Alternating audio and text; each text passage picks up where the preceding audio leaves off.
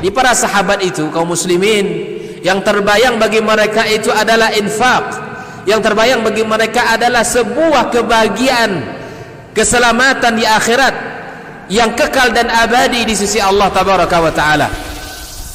Semua kita boleh klaim sekarang, kamu cinta Nabi, cinta Ustaz. Cinta Nabi, cinta Ustaz. Termasuk saya, cinta Nabi, cinta. Dapat tahunya besok di akhirat. Maka apa kata Nabi sallallahu alaihi wasallam? Amalur rajuli biyadihi.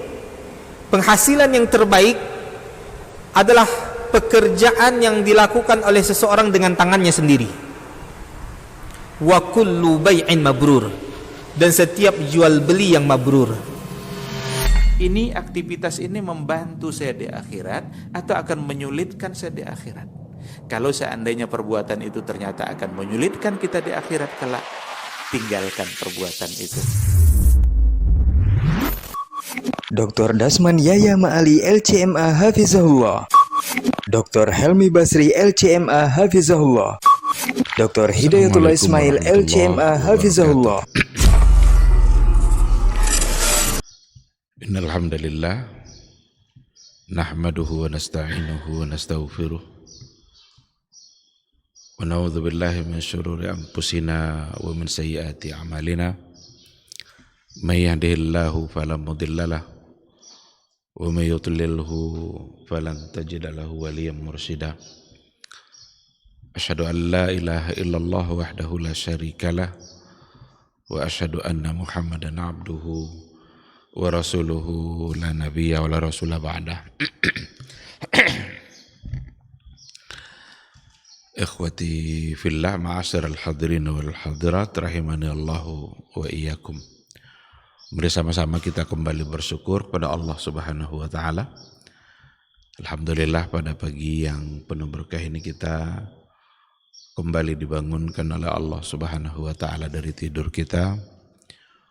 Mudah-mudahan ketika kita bangun dari tidur kita membuat kita mampu semakin banyak berzikir dan bersyukur kepada Allah Subhanahu wa taala. Ketahuilah bahwa kita bangun itu hanya karena atas izin dari Allah. Kalaulah Allah tidak mengizinkan kita untuk bangun kembali, maka kita tidak akan bangun. Sama-sama kita juga harus berselawat dan salam untuk Rasulullah sallallahu alaihi wasallam. Allahumma salli ala Muhammad wa ala ali Muhammad.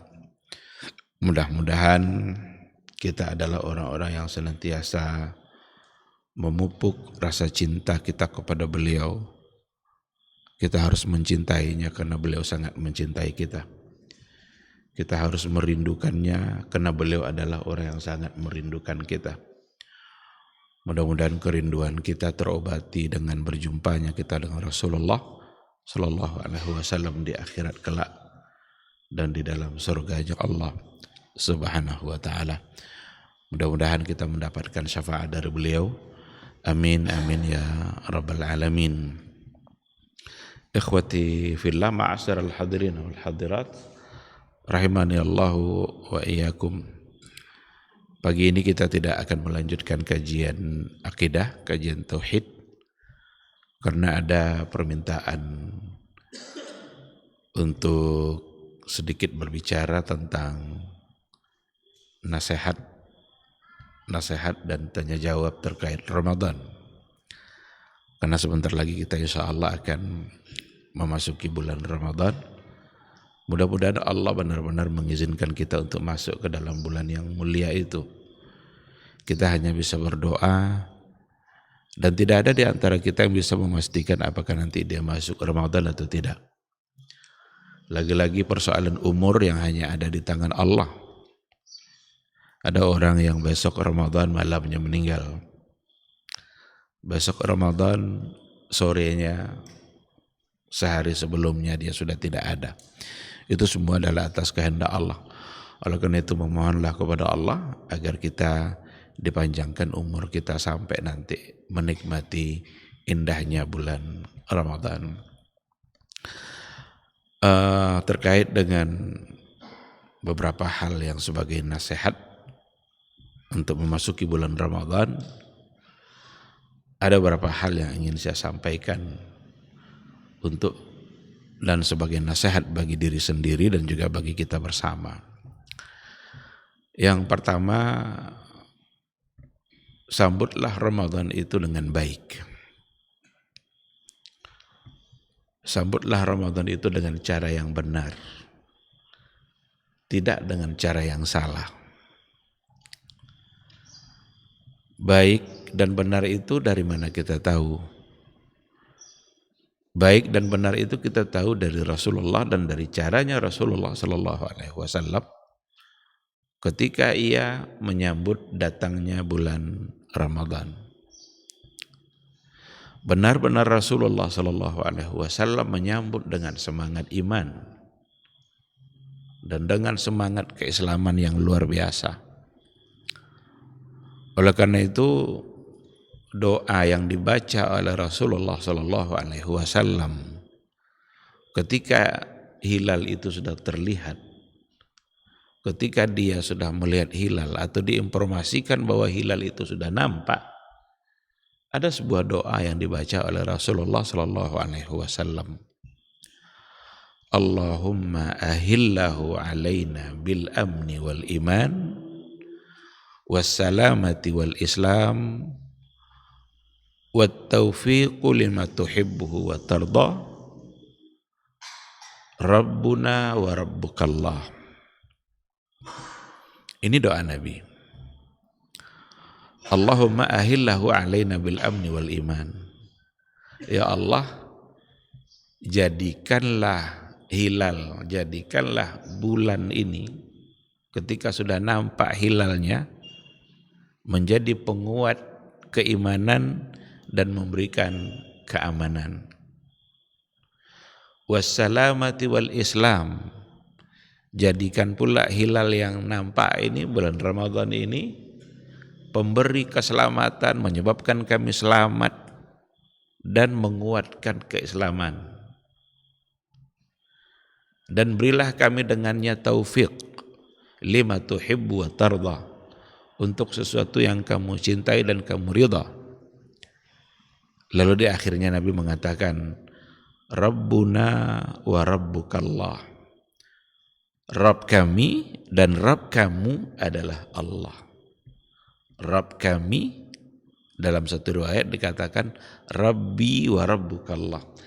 Rasul menyandarkan kepada diri dia, Rabbi wa Rabbukallah. Tapi dalam riwayat yang lain dikatakan Rabbuna wa Rabbukallah. Tuhan kami dan Tuhan kamu. Kamu di situ maksudnya adalah bulan, hilal. Adalah Allah. Inilah doa yang dibaca oleh Rasulullah Sallallahu Alaihi Wasallam pada saat hilal sudah terlihat. Nampak oleh kita dari doa beliau ketika melihat hilal. Apa yang akan kita harapkan dengan datangnya bulan Ramadan? Apa yang akan kita inginkan dengan hadirnya bulan Ramadan? Al-amni wal iman, as-salamah wal islam. Coba digandengkan dua kata yang sangat kita inginkan dalam kehidupan kita dan dihubungkan dengan iman. Al-amnu wal iman. Aman itu ketenangan, kenyamanan, kesenangan. Tidak ada gangguan apapun. Dan kata aman itu satu akar kata dengan iman. Jadi jadikan bulan ini sesuatu yang membuat kami menjadi aman dan meningkatkan keimanan. Dan itu artinya adalah aman dan ketenangan hidup kita itu modal utamanya adalah iman. Karena dia satu kata, aman dan iman. Yang kedua, as-salamah wal islam. Salama wal islam. Salama itu artinya selamat. Selamat itu bahasa Arab itu. Kalau ada kawan kita sukses, kita ucapkan selamat, selamat, selamat. Selamat itu bahasa Arab. Yang ternyata selamat itu satu akar kata pula dengan Islam. Maka kalau kita mau selamat, caranya adalah dengan Islam. Wa taufiqu lima tuhibbu wa tarda. Rasul memohon agar diberikan taufik, inayah, untuk sesuatu yang Allah ridha dan Allah cinta. Jadi kita perlu untuk banyak memohon kepada Allah supaya kita ini adalah orang-orang yang selalu diberikan kemampuan untuk melakukan hal-hal yang Allah ridha dan Allah cinta. Memperbanyak ibadah, Allah suka. Mohon Allah berikan kita taufik supaya kita dimudahkan untuk beribadah. Apalagi dalam bulan Ramadan, di mana bulan Ramadan siang dan malamnya adalah waktu-waktu yang terbaik. Waktu-waktu yang setiap detiknya bisa mengampuni dosa kita. Berbeda dengan bulan-bulan yang lain. Siang dan malam, semua waktu dalam Ramadan itu akan bisa menghapus dosa kita. Dari mana kita tahu itu? Dari Nabi, dari hadis Nabi. Apa kata Rasul? Dalam dua hadis yang kalau kita gabung kedua hadis itu, dapatlah ditarik satu kesimpulan bahwa detik-detik Ramadan siang dan malam itu bisa mengampuni dosa kita. Apa kata Rasul yang pertama? Hadisnya sangat masyhur, semua kita sudah menghafalnya. Kata Rasul, man sama Ramadana imanan wahtisaban ghufira lahu ma taqaddama min dzambi. Man sama Ramadana, barang siapa yang berpuasa Ramadan, ini untuk siang hari. Untuk malamnya apa kata Nabi? Man qama Ramadana, man qama Ramadana imanan wahtisaban, barang siapa yang menghidupkan malam Ramadan. Qama itu khusus untuk ibadah malamnya, sama khusus untuk ibadah siang. Dan ujungnya sama. Apa ujung di hadis itu dikatakan Nabi kita? Ghufira lahu ma taqaddama min dzambi. Diampuni dosa-dosanya yang telah berlalu. Barang siapa yang berpuasa di siang hari, barang siapa yang menghidupkan malam dan itu untuk malam hari, ujungnya sama. Ghufira lahu, diampunkan dosa-dosanya yang telah berlalu. Bukankah kalau kita gabung dua hadis itu dapat ditarik satu kesimpulan bahwa Ramadan itu detik-detik semua waktu Ramadan kita siang maupun malam berujung pada al-ghufran, berujung pada keampunan, karena Allah yang menjanjikan ghufira lahu ma taqaddama min dzambi. Allah yang menjanjikan sesuai dengan yang disampaikan oleh Rasulullah sallallahu alaihi wasallam. Oleh karena itu wajar kita berharap untuk memasuki bulan Ramadan, wajar untuk benar-benar kita serius dalam berdoa kepada Allah supaya nanti di dalam bulan Ramadan Allah berikan kita taufik sebagaimana yang ada pada doa Nabi, wa taufiqu lima tuhibbu wa tarda. Diberikan taufik untuk melakukan semua yang Allah cinta dan semua yang Allah ridha. Lalu di akhir dari doa itu Nabi mengatakan, Rabbuna wa rabbukallah. Rabb kami dan Rabb kamu, kamu di situ bulan. Allah. Berarti bulan itu adalah hamba Allah. Bulan yang terbit itu dia sedang melaksanakan tugas dan ibadahnya kepada Allah. Ibadah ini terbagi kepada dua.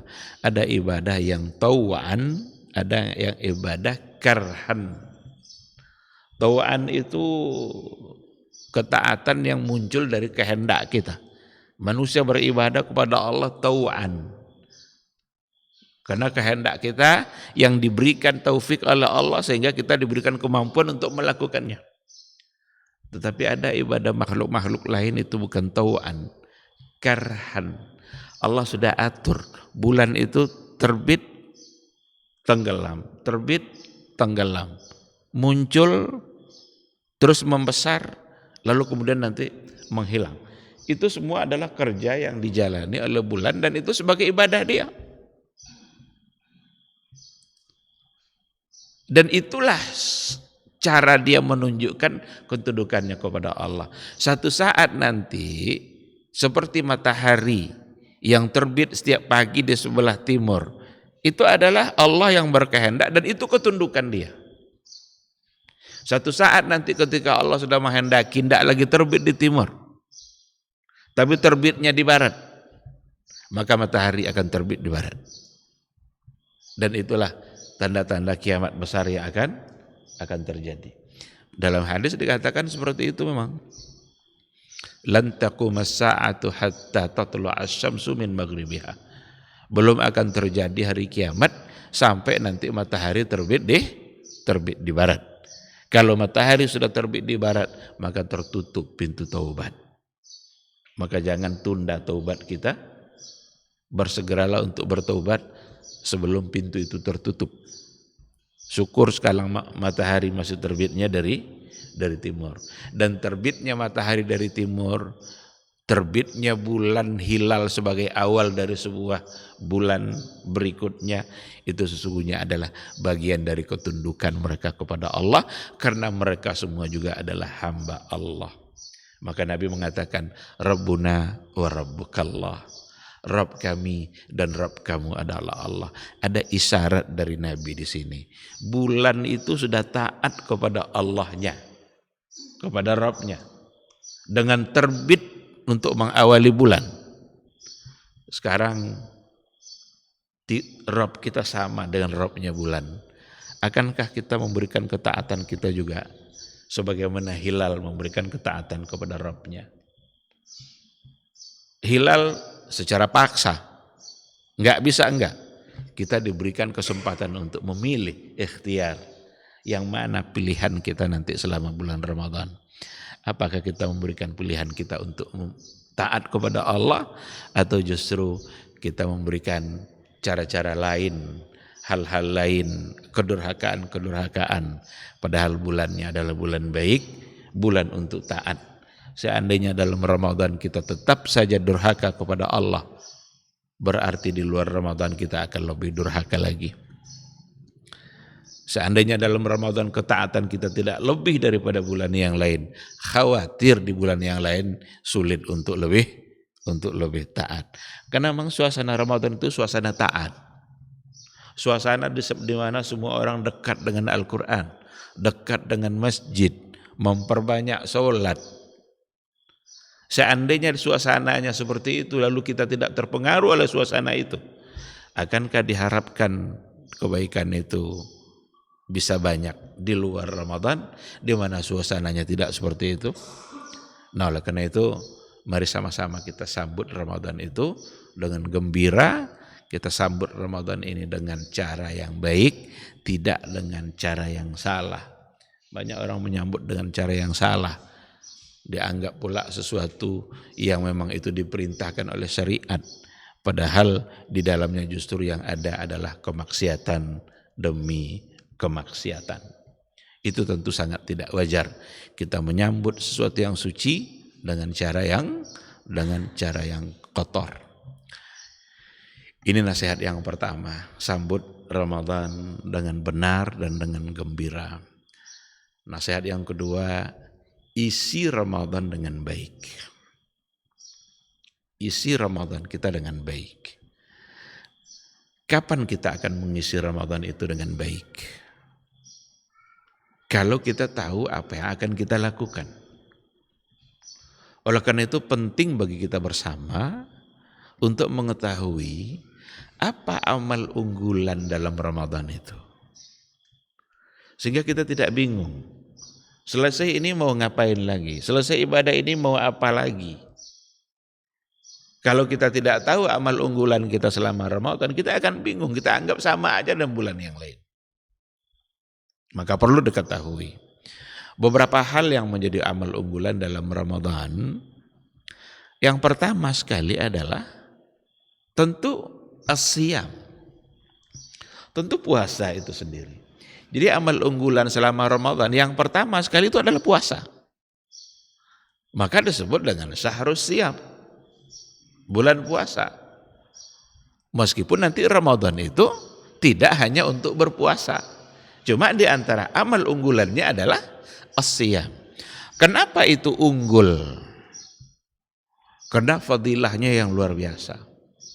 Apa kata Rasul dalam hadisnya? Man sama yauman fi sabilillah ba'adallahu wajhahu 'anil nari sab'ina kharifa. Barang siapa yang berpuasa 1 hari di jalan Allah, berpuasa 1 hari karena Allah, ba'adallahu wajhahu, Allah akan jauhkan wajahnya dari nerakanya sab'ina kharifa, sejauh 70 musim perjalanan, 70 tahun perjalanan. 1 hari lillah. Kalau 1 hari puasa saja, kita bisa dijauhkan dari nerakanya Allah sejauh 70 tahun perjalanan. Kira-kira berapa jauh kita dari nerakanya Allah kalau puasa sebulan? Hadis tadi itu tidak memfokuskan untuk puasa wajibkah, puasa sunnatkah, tapi Nabi bilang man shama yauman. Barang siapa yang berpuasa 1 hari, maka itu bersifat umum. Bisa pada puasa wajib, bisa pada puasa sunnah. Maka wajar itu sebagai amal unggulan. Unggul, sangat unggul. Bahkan kebaikan Ramadan, kebaikan berpuasa itu kita sudah dapatkan sebelum puasa itu kita mulai. Belum kita mulai masuk waktu puasa itu, kebaikannya sudah disediakan oleh Allah. Apa itu? Sahur. Maka ada hadis Nabi mengatakan, tasahharu fa inna fis sahuri barakah. Sahurlah kalian, karena dalam sahur itu ada keberkahan. Kira-kira waktu kita sahur sudah puasa belum? Belum, karena kita masih sahur. Tapi saat kita bersahur itu saja, Allah sudah sediakan keberkahannya. Tasahharu fa inna fis sahuri barakah. Sahurlah, karena dalam sahur itu ada keberkahan. Oleh karena itu upayakan untuk tetap bersahur walaupun hanya sedikit, dan pahami baik-baik bahwa batas waktu sahur itu adalah masuknya waktu subuh, azannya waktu subuh, waktu fajar masuk, berakhir waktu sahur. Jangan dianggap nanti batas sahur itu adalah bunyi sirine yang 10 menit menjelang masuk waktu subuh. Itu bukan batas bolehnya sahur. Itu hanya sebagai sebagai kehati-hatian kita. Karena waktu subuh sudah dekat. Persoalannya nanti kalau seandainya kita terbangun hanya oleh suara itu gimana? Baru kita bangun karena mendengarkan suara itu. Tidakkah kita akan bersahur? Bersahurlah meskipun sedikit. Meskipun dengan segelas air, untuk mendapatkan keberkahan yang dijanjikan oleh Allah dan oleh Rasulullah Sallallahu Alaihi Wasallam. Amalan unggulan yang kedua adalah al-qiyam. Al-qiyam itu untuk malamnya seperti yang kita katakan tadi. Ada sholat tarwihnya, satu-satunya sholat yang tidak ada kecuali hanya dalam bulan Ramadan. Sholatut tarawih, sholat yang dikerjakan dengan begitu nyaman dan tenang, makanya namanya tarwih. Tarwih itu santai, tenang. Jangan nanti lakukan tarwih tercepat di dunia. Ada tarwih tercepat di dunia 23 rakaat 7 menit. Apa yang akan didapatkan dari ibadah itu? Tidak ada ruhnya, tidak ada semangatnya. Kita bukan diminta untuk nungging-nungging cepat-cepat begitu, enggak. Nikmati ibadah kita itu saat kita sujud, saat kita ruku. Bukankah itu adalah saat di mana kita menghambakan diri kita kepada Allah? Maka doa, salah satu dari doa, tempat doa yang dikabulkan itu adalah saat kita sujud. Karena itu adalah saat di mana kita dekat dengan Allah Subhanahu wa taala. Aqrabu ma yakunul 'abdu min rabbih wa huwa sajid.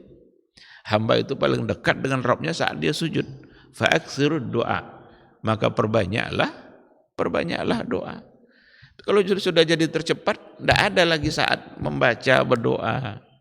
Yang dikejar hanya angka 23. Kita tidak diminta untuk mengejar angka, tapi diminta untuk bagaimana mengerjakannya sebaik mungkin, senyaman mungkin, sedekat mungkin diri kita kepada Allah, membuat jiwa kita semakin dekat dengan Allah Subhanahu wa taala. Maka al-qiyam itu adalah amal unggulan. Dan bukan hanya sholat, bisa baca Quran, bisa doa, bisa berzikir. Itu cara untuk menghidupkan malam. Dan semua itu adalah bagian dari amal-amal unggulan. Apalagi amal unggulannya qiraatul Quran. Ramadan itu syahrul Quran. Syahrul Ramadan alladzi unzila fihil Quran. Ramadan adalah bulan di mana Al-Quran diturunkan.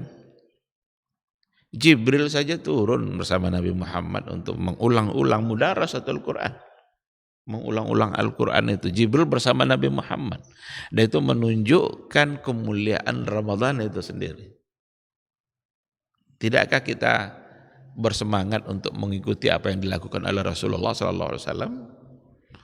Dan jangan diharapkan pula Jibril turun nengok kita pula sama kita baca Quran. Enggak. Itu hanya untuk Nabi saja, karena Nabi yang mendapatkan wahyu itu. Tapi semangat untuk membacanya itu mesti ada, karena memang itu adalah bagian dari amal unggulan dalam Ramadan. Bahkan ikutkan target yang lain selain daripada membaca, memahaminya. Bagaimana kita mencoba untuk memahami ayat. Kadang-kadang kita punya target sekian kali khatam, tapi lupa kita dengan target yang lain, memahaminya. Tugas kita terhadap Al-Quran bukan hanya membaca, tetapi juga bagaimana kita mengerti. Kira-kira berapa ayat yang mau kita pahami dalam Ramadan kali ini. Tidak sekedar berapa kali kita menghatam Al-Quran. Di antara amal unggulannya adalah doa. Amal unggulan dalam Ramadan itu adalah doa. Allah selipkan ayat-ayat doa, Allah selipkan persoalan doa di tengah-tengah ayat Ramadan. Ayat-ayat Ramadan itu dari 183 Al-Baqarah sampai 187. Kalau mau paham persoalan Ramadan, baca 5 ayat itu. Ambil tafsirnya bagaimana para ulama menjelaskan 5 ayat itu. 183 sampai 187. Itu semua ayat-ayat Ramadan. Salah satu dari ayatnya adalah wa iza sa'alaka ibadi anni fa inni qarib. Ini persoalan doa. Ujibu da'watad da'i idza da'ani. Akan saya kabulkan doa orang yang berdoa idza da'ani, kalau dia benar-benar berdoa. Jadi syaratnya kita harus berdoa. Falyastajibu li wal yu'minu bi. Selain kita benar-benar berdoa, kabulkan pula permintaan Allah. Jadi kalau mau permintaan kita dikabulkan oleh Allah, kabulkan pula permintaan Allah. Taat kata Allah, taat kita. Jangan maksiat kata Allah, jangan maksiat. Itu namanya falyastajibu li. Kalau sudah seperti itu, ujibu da'watad da'i. Saya akan kabulkan doa orang yang berdoa. Jadi kalau ada doa-doa yang selama ini diucapkan belum dikabulkan oleh Allah, mungkin salah satu penyebabnya karena kita yang durhaka, karena kita yang tidak mengabulkan permintaan dan keinginan Allah Subhanahu wa ta'ala. Ada amal unggulan yang lain, sedekah. Bersedekah adalah salah satu dari amal unggulan dalam bulan Ramadan. Dilipat gandakan malah. Amal kita selama Ramadan semuanya adalah amalan yang mudha'afah. Dan itu keistimewaan yang dimiliki oleh umat Nabi Muhammad sallallahu alaihi wasallam yang tidak dimiliki oleh umat yang lain. Kerjanya sama tapi pahalanya lebih. Sama kerjanya dengan yang sebelumnya dan bulan-bulan lain. Cuma pahalanya yang berbeda. Salah satu dari bentuk sedekah itu memberikan perbukaan. Man fattara sa'iman, barang siapa yang memberikan perbukaan kepada orang yang berpuasa, falahu mithlu ajri siyami, ia mendapatkan seumpama pahala puasanya, min ghairi ayyanqusa min ujurihi syai'a, tanpa mengurangi pahala puasa orang tadi. Atau kama qala Rasulullah sallallahu alaihi wasallam. Jadi kita mendapatkan kebaikan dari ibadah puasanya, dia pun tidak pula berkurang pahala puasanya. Itu hanya kena memberikan perbukaan. Tidak pula disebutkan harus permukaannya besar-besar, banyak-banyak. Tidak.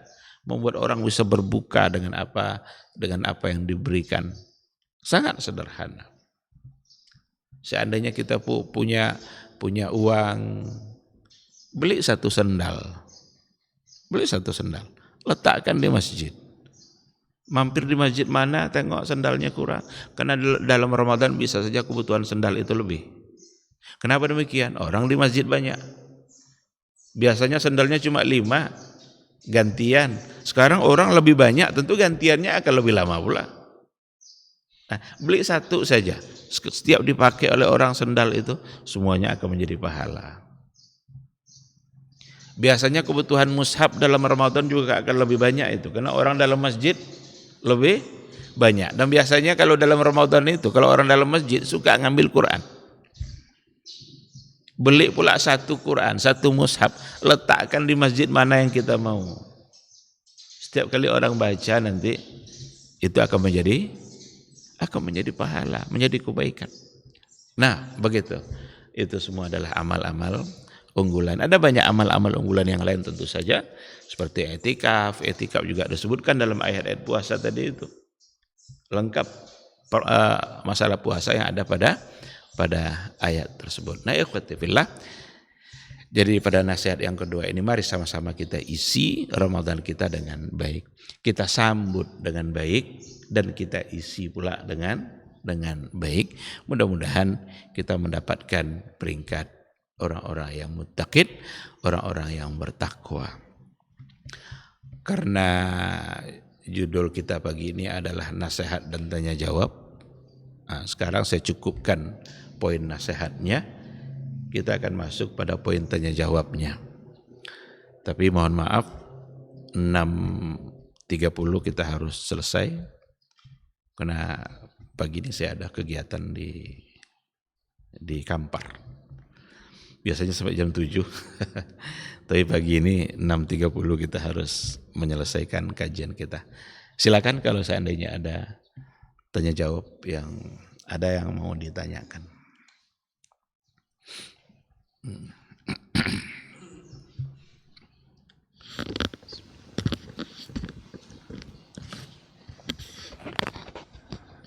Bismillah. Assalamualaikum warahmatullahi wabarakatuh. Assalamualaikum warahmatullahi wabarakatuh. Menyangkut niat puasa, Ustaz, apakah cukup di awal bulan puasa atau harus diulang tiap hari, Ustaz? Jazakallah khair, Ustaz. Baik, terima kasih. Terkait dengan niat puasa secara umum, kita ambil satu hadis Nabi, la siyama liman lam yubayyitis siyama fil lail. Tidak diterima atau tidak sah puasa seseorang kalau dia tidak meniatkannya di malam hari. Oleh karena itu secara umum niat puasa itu adalah di malam hari. Umpama kita mau bayar hutang atau kita punya nazar puasa, mesti di malam hari. Tidak boleh tiba-tiba pagi mau, kalau gitu saya puasa bayar hutang lah. Tidak bisa. Itu hanya bisa untuk puasa sunnah. Puasa sunnah yang secara mutlak seperti Senin, Kamis. Nabi pernah satu ketika masuk ke rumahnya, ya Aisyah, ada enggak yang bisa saya jadikan sarapan? Tidak ada Rasulullah, tidak ada sarapan kita pagi ini. Apa kata Nabi? Idzan ana shaim. Kalau gitu hari ini saya berpuasa. Itu untuk puasa sunat. Yang seperti itu boleh. Tapi untuk yang selain itu, apalagi yang wajib, termasuk Ramadan, maka meniatkannya adalah di malam hari. Hanya saja persoalan Ramadan, masalah Ramadan, ini kan satu paket 1 bulan. Maka sebaiknya kita meniatkan puasa Ramadan kita dari awal untuk sebulan penuh. Niatkan dari awal kita puasa sebulan penuh. Nanti tinggal mengulang niat kita. Sehingga kalau seandainya nanti tidak ada alasan lagi, umpamanya kita tidur mulai dari jam 11 umpamanya tidur, tidak terbangun kecuali setelah masuk waktu subuh. Tidak ada alasan lagi, kalau gitu saya tidak puasa lah. Kenapa? Tidak ada niat nanti. Tidak ada alasan lagi itu. Buat niatkan untuk sebulan. Tinggal nanti mengulang-ulang dalam setiap dalam setiap malam. Hanya saja yang perlu dipahami itu adalah ketika dikatakan niat itu seperti apa. Karena sering juga dan kebanyakan orang menganggap bahwa niat itu adalah sesuatu yang mesti terucap dan terlafazkan. Katanya kalau belum terucap nawaitu siyama Ramadan ghadan itu katanya belum sah. Enggak, bukan mengucapkan itu. Niat itu ada di hati kita. Sekarang ketika kita bangun untuk sahur, untuk apa kita sahur? Untuk puasa pasti kan? Itu sebenarnya sudah bagian dari niat. Karena kita bangun adalah untuk sahur, dan sahur adalah perintah Nabi sebelum kita berpuasa. Sekarang kita bangun untuk sahur, otomatis kita sedang meniatkan bahwa kita akan berpuasa. Maka niat itu mahalluha al-qalbu. Niat itu tempatnya adalah hati. Jadi jangan selalu dipahami nanti sebelum terucap lagi oleh lidahnya kata nawaitu itu, nawaitu siyama ghadin lillahi ta'ala. Sebelum terucap itu kayaknya dia belum berniat. Itu pemahaman yang salah. Tapi yang jelas hati kita meniatkan bahwa besok kita akan berpuasa dan dimulai dengan sahur. Seandainya tidak terbangun, berarti tidak ada sahur. Kita sudah include meniatkannya pada awal bulan. Sekira seperti itu. Adapun untuk puasa-puasa selain Ramadan memang mesti di malam hari.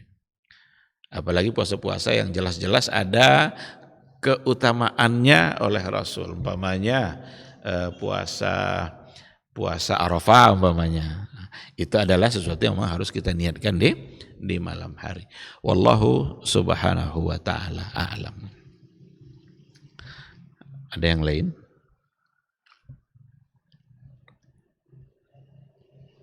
Silakan.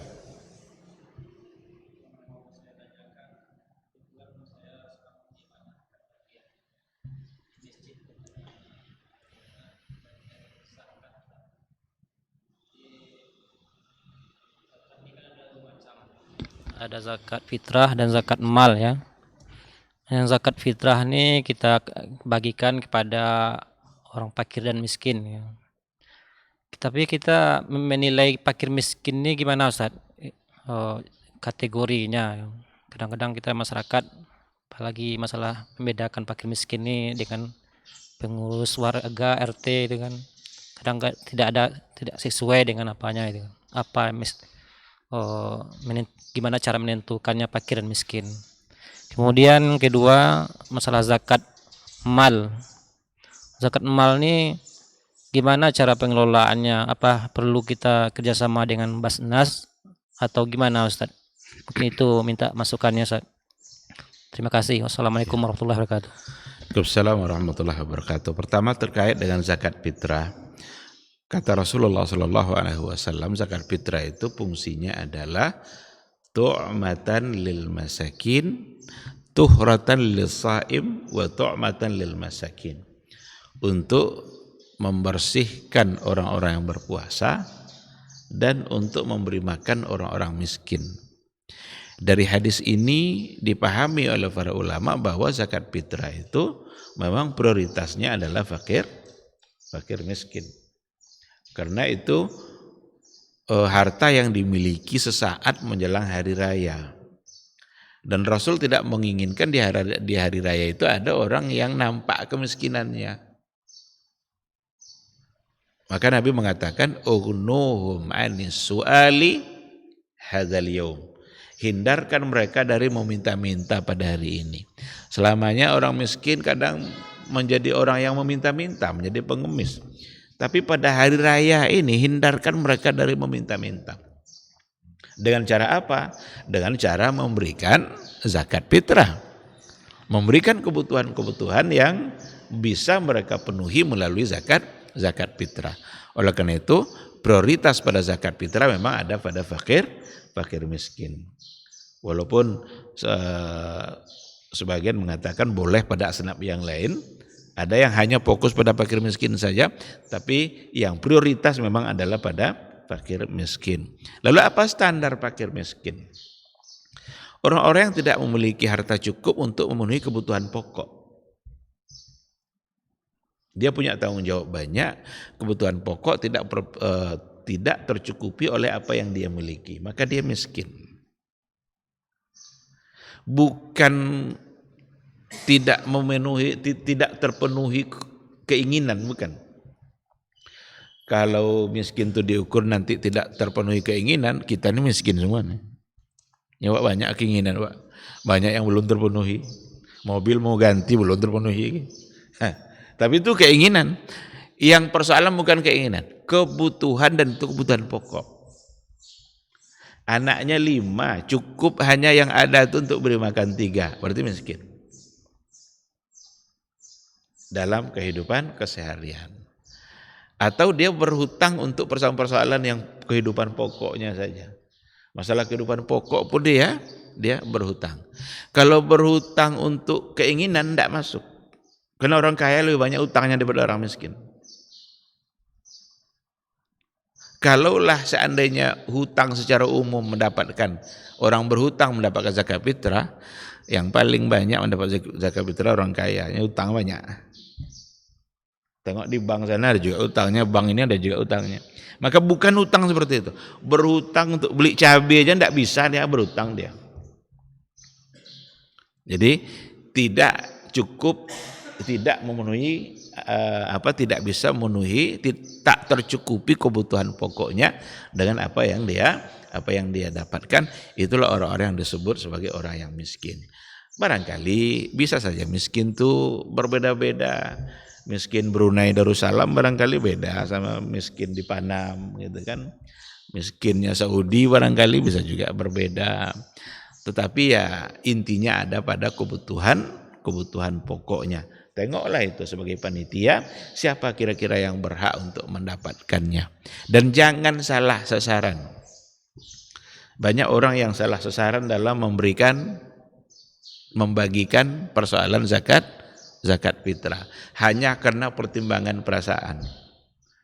Dia itu kan Pak RW itu enggak enak kalau enggak dikasih, dapat Pak RW zakat fitrah padahal dia kaya raya.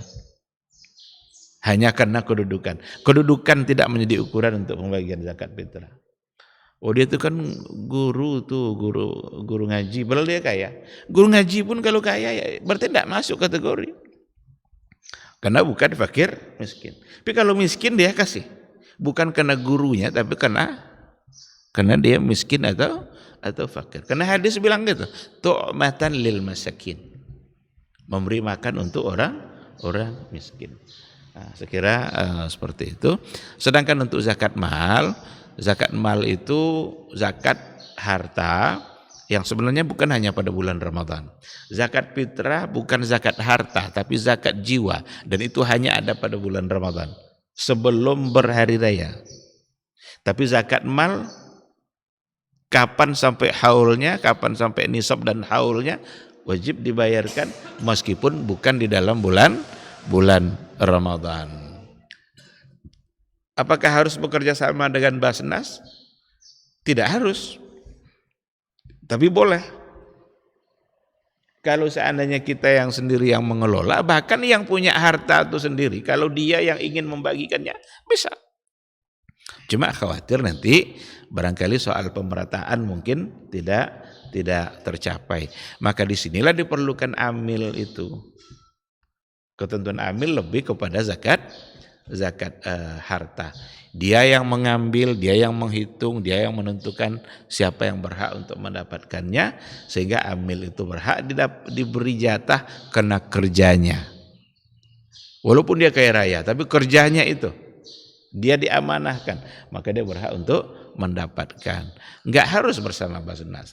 Kalau ingin umpamanya diserahkan ke sana bisa juga. Cuma Basnas kan lebih umum nanti penyerahannya. Sementara zakat itu diberikan diambil dari orang kaya mereka, diberikan pula pada orang miskinnya. Khawatir nanti kalau diserahkan ke sana, dia bagikan ke miskin yang mana-mana, enggak kebagian miskin di mana tempat orang kaya berada. Sekarang orang kayanya berada di sini, ingin hartanya diberikan kepada miskin yang ada di sini. Nah berarti tinggal dibagikan, dihitung dan kemudian dibagikan. Nah, jadi dua-duanya dapat dibenarkan. Mau diserahkan boleh, mau tidak juga tidak mengapa. Wallahu subhanahu wa ta'ala a'lam. Satu terakhir, tapi jangan panjang-panjang.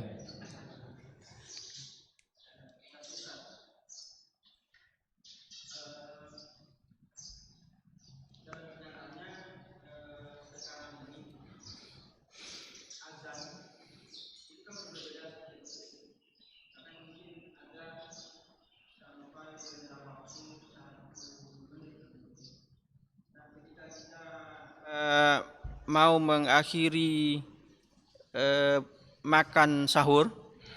Nah, yang mana masjid yang mana yang harus kita pedomani batas sahur itu gitu? Apakah yang terdahulu azannya atau malah yang terakhir gitu? Iya. Nah itu Ustaz, terima kasih. Yang jadi patokan di sini adalah waktu yang menunjukkan sudah datang atau masuk waktu fajar. Karena kita berpedomankan kepada jam, perbaiki jam itu sebelum puasa. Seluruh panitia masjid benarkan jamnya sebelum masuk Ramadan. Ini berpengaruh nanti pada puasanya orang. Kadang jam mati atau habis baterai, beda 2 menit sama masjid yang lain. Ini perlu untuk diperhatikan baik-baik. Sesuaikan dengan jam yang standar. Berapa ukuran jam-jam standar? Makanya pakai jam, ikuti radio biasanya jam-jam segini, itu lebih akur biasanya. Ikuti jam seperti itu sehingga kita punya ketentuan waktu yang sama. Kemudian juga muazzinnya yang harus berhati-hati dalam persoalan ini. Azanlah sesuai dengan ketentuan ketepatan waktu.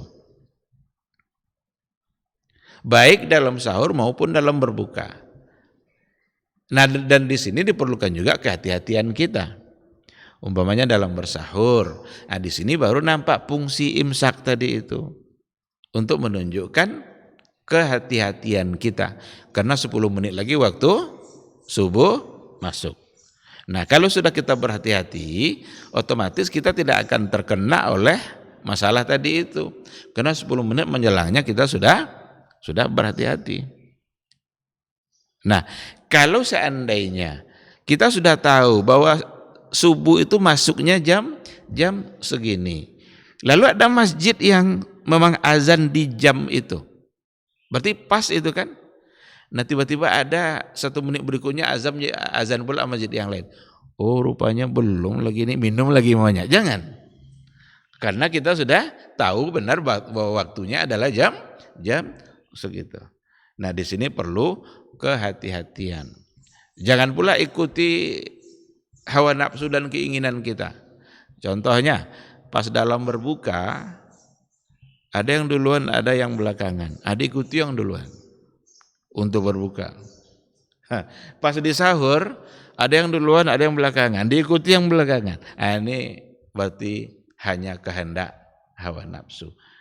Pakai ilmu, pakai iman, insya Allah kita akan selamat.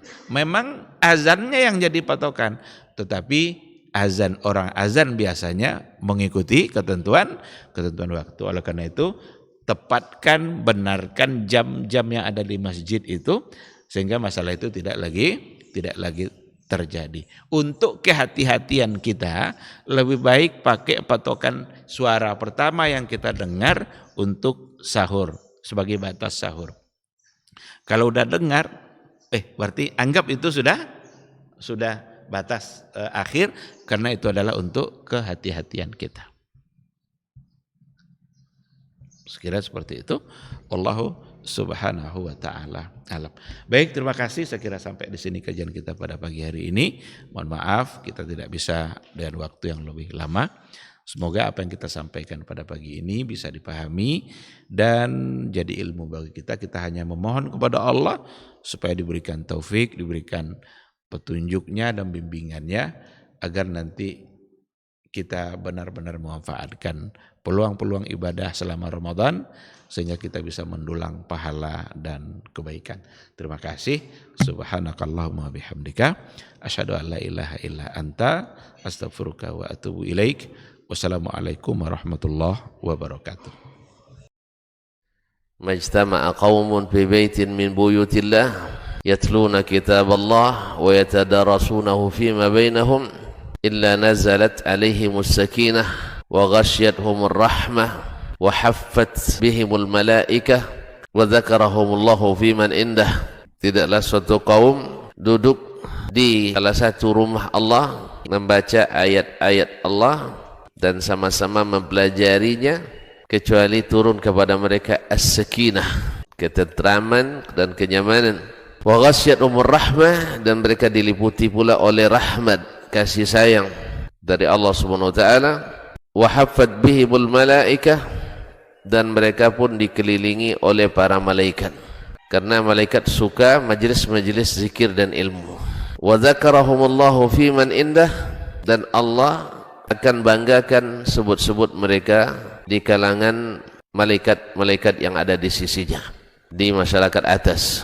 Mudah-mudahan kita termasuk yang sering disebut-sebut di sisi Allah di kalangan para malaikat, dan di akhir majelis ini mudah-mudahan kita pula mendapatkan seperti yang tersebut dalam hadis qudsi, qumu maghfuran lakum, silahkan berangkat meninggalkan majelis ini dalam keadaan diampuni dosa-dosa kalian.